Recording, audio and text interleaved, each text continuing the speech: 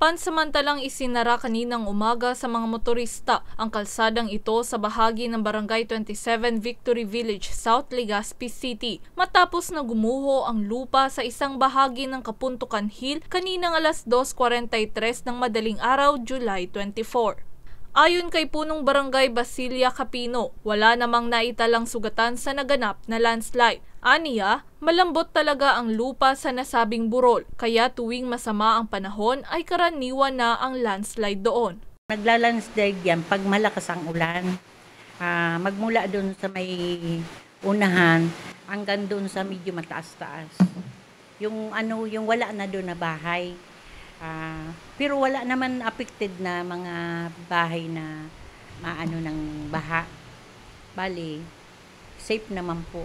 Agad naman na nagsagawa ng clearing operation ng Bureau of Fire Protection Legazpi at City Engineering's office sa lugar para maibalik agad ang normal na daloy ng trapiko sa lugar. Ang suggestion ko doon, malagyan lang ng riprap para hindi na tuloy-tuloy ang para mabawasan na yung pag-landslide niya.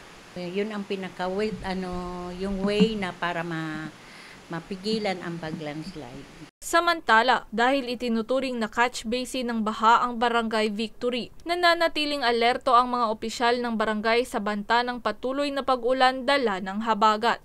Para sa mga balitang Tatak Bicol, May Insinares.